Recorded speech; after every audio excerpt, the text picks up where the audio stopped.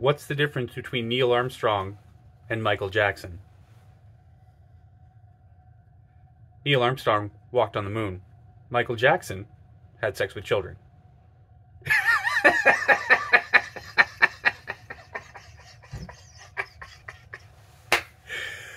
What's up, weirdos? Scott here. Thanks again for visiting the channel. As always, I appreciate it. If this is your first time to the channel, thank you so much for watching. Hope you enjoy the content. Today we're doing a quick review on the Kizer Brat G10 Integral. This is an awesome knife. I absolutely love it. We'll go ahead and get started here. This knife is 7.95 inches overall, just short of my favorite knife length overall of 8 inches. The blade is 3.50 inches with a cutting edge of about 3.25, and the handle is 4.45 inches long. Let's get the size comparisons out of the way. Compared to the Rat Model 1, the Rat Model 1 is obviously going to be quite a bit longer, just a little bit longer than the Brat, and the Rat Model 2 is obviously going to be quite a bit shorter than the Brat. Next up is the Ritterhogue RSK MK1 G2. That's a mouthful. That is just a little bit longer than the Brat. And the DEMKO AD20.5 is going to be just a little bit shorter than the Brat, as you can see. Next come up the SPYDERCOs.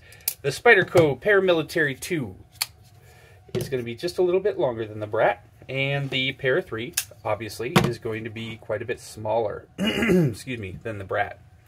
Oh, I forgot. On my last video, I forgot to do the carry profile. Can't believe I did that.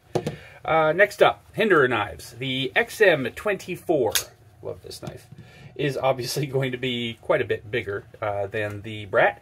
And the XM18 3.5 inch is also going to be just a little bit longer than the Brat. And I'm also going to compare this guy to some Kizer knives, just so people out there, in case you're interested in Kizer knives, you can see how this compares up against the ones that I own. First up is the Kizer Begleiter XL, which is obviously going to be quite a bit longer than the Kizer Brat. And last but not least, the standard sheepdog with the opening hole instead of the flipper tab. That's going to be just a little bit shorter than the Kizer Brat. So just for you Kizer people out there, that's how this knife is going to compare with these two, in case you have those. This is a very simplistic looking knife, which I have no problem with. A lot of people, they like their pocket jewelry, and that's fine. You guys know that I prefer, I don't prefer, but I absolutely love my pocket jewelry as well. So there's that. But I also love some simplistic looking knives as well. I'm by no means comparing the Kizer Brat to the Zahn, but the Zahn is a very simple looking knife, and it's one of the most iconic knives in the knife community. I think it's absolutely gorgeous, considering how simplistic it is. I love my pocket jewelry, but I also love simplistic looking knives. That was not for a size comparison. That was just to show you guys that you don't always have to have a big flashy knife in your collection in order to make it a good collection. I think that you have to have some balance in there with some super sparkly knives and then some super simplistic knives in there as well to keep it balanced. Anywho, we're going to get a quick weight on this guy. The Kizer Brat comes in, make sure this is zeroed. Boom, ba-dum, ba-dum, ba-dum. There we go. Okay, not zeroed. So we're going to zero it again. Good. Okay, so the Kizer Brat comes in at 3.6 ounces. According to the website, it's 3.7. So that might be my scale being a little bit off, but yeah, that comes out at 3.6 ounces even. Let's do the carry profile, just so I don't forget to do that. So thickness compared to the Para 3. The Kizer Brat is going to be just a little bit thicker than the Para 3. Not too bad, though. And the height on this guy, let's just go up against the tallest part, which is the flipper tab. Yeah, so the flipper tab is going to be just a little bit shorter on the Kizer Brat than the tallest point of the Para 3. So pretty nice in the pocket, no problems there whatsoever. The blade stock thickness on this guy, according to the website, is 110 thousandths. Let's see if this is zeroed. Yes, that's good. Open this guy up. And we'll see where that goes to. It's saying 112, but yeah, it's off by a couple tenths of a thousandths, but yeah, about 110 thousandths I would say is the right, yeah, there you go. I'm going to have to get a new caliper just because these aren't accurate enough for me to be happy with, but they're working okay. The blade steel on this guy is 154 cm, which I find absolutely amazing. 154 cm or CPM 154 are both one of my favorite knife steels out there right now. And this guy is really, you know, you don't have to worry about any kind of hard use or, you know, the edge retention obviously matters, but I don't see anybody going out and batoning with this thing or really hard use or anything like that. So I think 154 cm steel is perfectly appropriate for this knife. 100%. You have a flat ground blade all the way down to the tip. You've got a flat that carries out to about 60% the length of the blade, and you have a swedge here which starts at the flat and comes all the way down to the tip. You have the Kizer emblem there on the front of the blade, also the blade steel of 154. The other side, you've just got the Kizer Brat. I'm sorry, you just have Brat written there. And then this is an Azo design, which I'm a big fan of all of Azo's designs. I also own the MILLITARY, but the reason I don't have more Kizers, I mean, it's not about the fit and finish. They have good fit and finish, the good quality of their blade steels, their build materials. I don't know, I'm not a huge fan of most of Kizer's build designs. I am a big fan of the Sheepdog, obviously, and I really like the MILLITARY XL. This guy was pretty high on my priorities list when it came out, just because, you know, this is an integral G10 knife, and that's the first one of those I've ever been able to get a hold of. I think the only people that have ever made a integral G10 knife before Kizer was Reich Knife. I can't remember the name of that knife, but it's very difficult to get a hold of just because there's not a lot of places doing integral G10 handles, and those things sold out pretty fast. Also, I didn't know if I really wanted, I think it was like $140 for that knife. I didn't really know if I wanted to pay that much for a G10 knife. But the Kizer, what's the name of this knife? The Kizer Brat was a really good price. This guy comes in at around $90. And it is available on most websites right now, so if you're interested in this, I will leave the link down in the description of how you can get a hold of it. And like I said, it is $90. It's available on Blade HQ, it's available on Knife Center, it's also available from Kizer, but on Kizer's site, it's going to be quite a bit more expensive. So, you know, just be cautious when you're purchasing this knife. I would not purchase it directly from Kizer, but that's just me. This is a drop point blade, which, you know, one of the most common blade shapes on the planet ever. I don't have a problem with it. Some people, you know, say that they wish that it came in a Tanto, stuff like that, but I think this is a perfect knife. It's a perfect size for everyday carry. The drop point profile is one of the best knife shapes out there. That's why everybody's been using it for the last 30, 40 years, probably longer than that. But it's a good knife profile for this knife, in my opinion. I already told you this flat ground. You've got a T8 screw right here on the pivot. As you know, with an integral, you don't really need body screws, but there are two screws. There's a T6 screw right here, and there's also a T6 screw right here. Those are not for a stop pin. Those are actually for the steel plates that they put towards the pivot, so that the bearings aren't just running on G10. This is running on bearings, and as you can see, you have an integral frame lock here. I'm sorry, an integral G10 handle, all one piece of G10 just milled out, and it's very, very beautiful. It's smooth. There's no real milling on it except for on the spine here. You can see the milling here that provides quite a bit of traction. Very, very nice. And you've got a button lock or a plunge lock here, which works very, very well. I can show you the acoustics on this knife.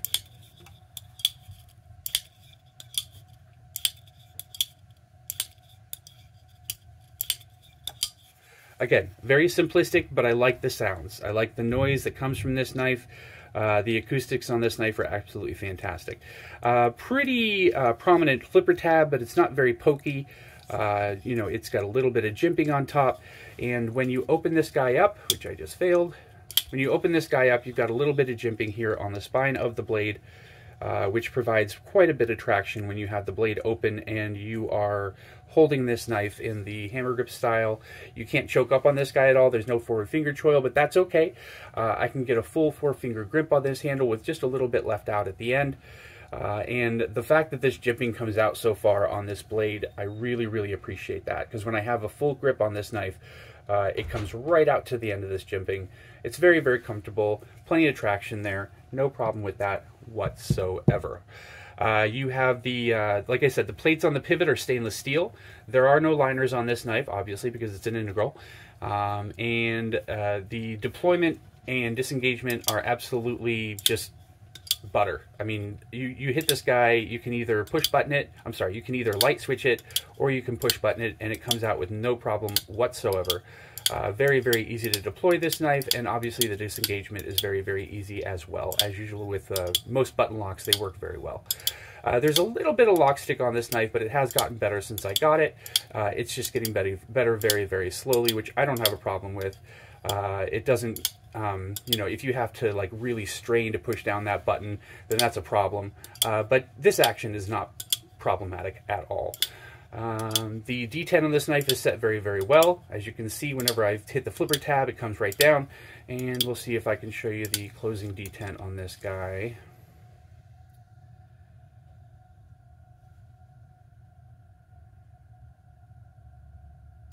There you go. Not a huge amount of suction on that detent, but it works pretty well, brings the blade back into the handle with no problem whatsoever, and you're not going to be able to shake this guy out too hard. I mean, I'm really shaking it here, and it's not coming out too much. I mean, if I put all my weight into it, it'll come out, but I don't think that anybody has to worry about that unless you're going to be like hitting it with a baseball bat or something like that. You're not going to get enough force to open this guy back up. If you do intentionally throw it straight down so the blade comes out, you can do that. But I don't think that that's dangerous at all. Coming out of the pocket or going into the pocket, you're not going to have any problems with this thing deploying on you at all. Here's the show side scale. I'm sorry. Here's the show side of the here's the show side of the handle. Here's the spine of the blade. As I said, there's a whole bunch of jimping there. Very, very comfortable. And then there is the lock side of this handle. I did take off the pocket clip as I normally do. I really, really wish, I think that this is a missed opportunity here. I really wish that they would have put in, you know, milled out for the pocket clip on the other side and maybe just put like a, go with the same theme as the integral handle and make like a G10 filler tab to put in here with the pocket clip side. I'm sorry, the pocket clip hole or whatever you want to call it. And then that way you could change out the pocket clip to make this a truly ambidextrous knife. I really think that that's a missed opportunity right there, but I don't have a problem with it, obviously, because I'm not left-handed. Let's see cutting action on this guy. So, see if it wants to bite. Yep, wanting to bite there. You can see all those little cuts there. And as far as a full cut goes, butter, butter, butter, butter. Yeah, this thing cuts wonderfully. It tears a little bit at the end just because this is really flimsy paper, but I think that, you know, as far as the cutting performance on this guy, I don't know that I'd call it a super slicer or anything like that, but it definitely cuts through this paper with no problem whatsoever. Whoops, got hung up there a little bit, sorry.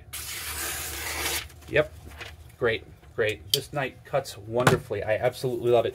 I haven't used it a whole bunch, but this is a knife that I carry more often than not. I normally have at least 2 or 3 knives on me at any given time, so I do my best to rotate those out and change it around as much as I possibly can. How does this knife make me feel? Yes, it's simple. Yes, there's nothing flashy on it. It's just a drop point blade. It's in 154 cm, which some people consider to be a budget steel, but I really think it's a great steel for most knives out there. I don't think anybody needs anything more than 154 cm in their everyday lives. If you're going out and you're like, you know, chopping through fire hoses and shit like that, obviously you're going to need something with a little bit more edge retention, a little bit more toughness. But as far as the corrosion resistance goes and the cutting edge for everyday normal use, I think this is more than sufficient. I really, really do. I like how simple this thing is. It's very comfortable in the hand. There's no real milling areas for your fingers to go into or anything like that. It's just a flat handle with no real swells or peaks or troughs or anything like that. And unfortunately, you can't choke up on this guy a whole hell of a lot, but you don't really need to. This isn't the longest knife in the world. It's not the shortest either. Again, I like the fact that it's almost 8 inches. I like the fact that it has a 3.5-inch blade on it. That's kind of my cutoff. If it's, 3.5 to 3 inches, I will make an exception for those. But just about anything under 3 inches, I don't really have much interest in, unfortunately. I love the action on this guy. I love the fact that it just falls right back down into the handle, and I love how easy it is to deploy the blade. Rockets out with just the flipper tab, and I've never had a problem with this knife. I've had it for a couple of months. I've used it in a bunch of different situations. It cuts tape fairly easily, obviously, string, rubber, stuff like that. You have no problem getting through anything with this knife, especially with that almost full flat grind. I just think it's absolutely fantastic. I don't know if there's anything else that I can tell you guys about this knife, but it is an interesting knife. I really, really enjoy the fact that it is an integral G10 knife. I've wanted one of those for quite a while now. So yeah, I think that's it for this guy tonight, guys. I hope you enjoyed the review. You guys know what to do. Thank you so much for watching again. I really appreciate it. Stay up, y'all. Take care. Bye.